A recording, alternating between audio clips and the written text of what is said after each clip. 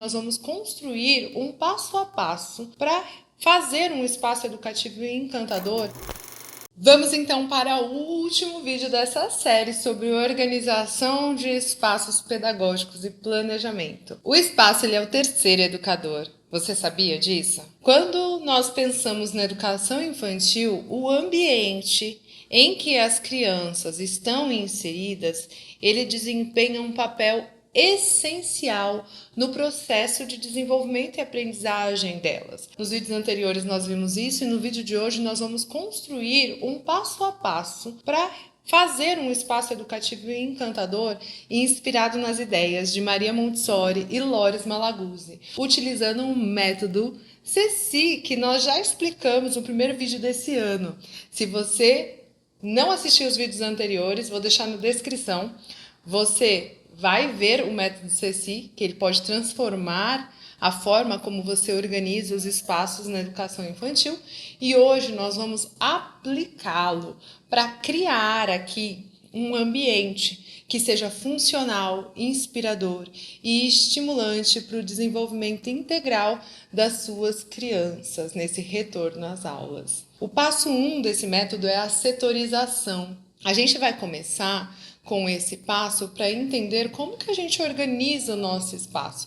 Então, como a gente viu no método, a setorização ela é fundamental. Então, a primeira coisa que você precisa fazer ao chegar na sua sala de referência é dividir os espaços em diferentes áreas que atendam às necessidades de aprendizagem das crianças e não só deixar uma sala ali vazia, sem estimulação nenhuma. A ideia é criar zonas específicas para diferentes tipos de propostas, como o exemplo que nós demos ali, a área de leitura, a área de artes, a área de jogos, a área de descanso. A criança precisa entender esses momentos. Por exemplo, na área de leitura, a gente tem que organizar os livros de maneira que as crianças possam escolher facilmente, manipular aquilo que elas querem explorar. Então, a gente precisa pensar nesse espaço. Numa área de artes, disponibilizar materiais adequados. Se for da faixa etária, tintas, papéis, lápis, riscantes, tudo que é acessível e adequado para a faixa etária da criança, que elas possam usar de forma independente. Na parte 2 desse método, a gente pensa na estética. A gente pensa em como esse ambiente vai acolher esta criança, com cores suaves, elementos naturais, plantas,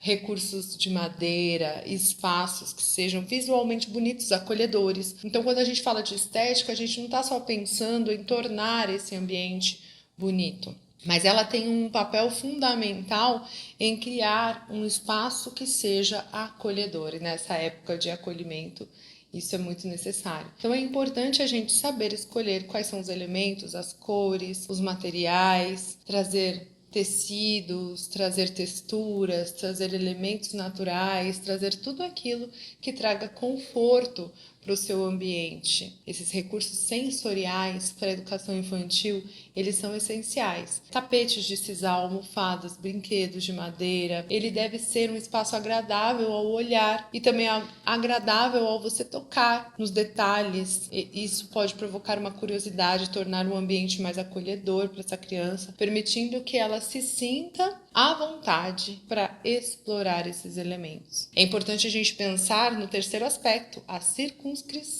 E essa circunscrição, assim como Maria Montessori defendia, o espaço ele deve ser organizado de forma que as crianças se sintam seguras e livres para explorar. E essa segurança e liberdade traz segurança e liberdade para a gente também. Isso significa usar móveis baixos, divisórias que ajudem a delimitar os diferentes espaços, sem criar barreiras visuais. Então são baixos, essa organização ela facilita na autonomia das crianças, e aqui tem criança pra caramba, né, pra você ver, meus 3 filhos, permitindo que elas escolham, então essas crianças ir e fazer o que elas quiserem de forma independente dentro daquilo que a gente planejou. Por exemplo, uma área de movimento, ela pode ser delimitada por tapetes, almofadas, você criar uma zona de segurança para que as crianças se movimentem livremente, praticando suas habilidades motoras. Esses limites, eles nos libertam, na verdade, eles ajudam a tornar o ambiente organizado sem restringir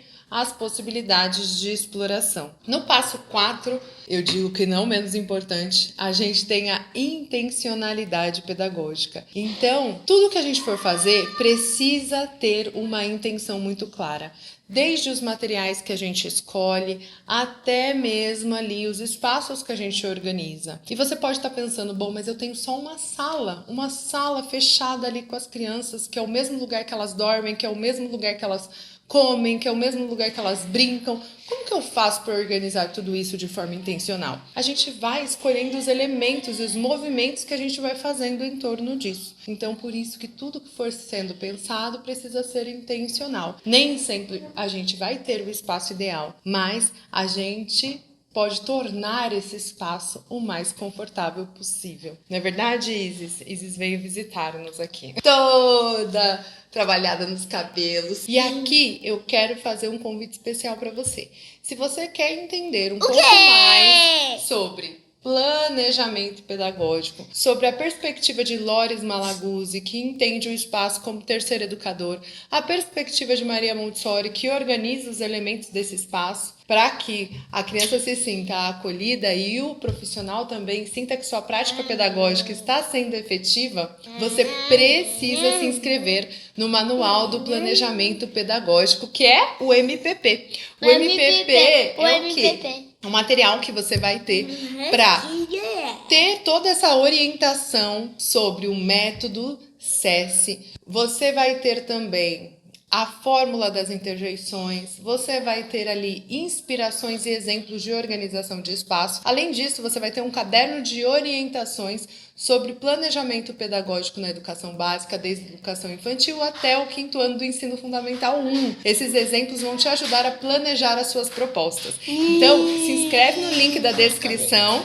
Eu te espero no estudo ao vivo que nós vamos ter esse mês e até o próximo vídeo.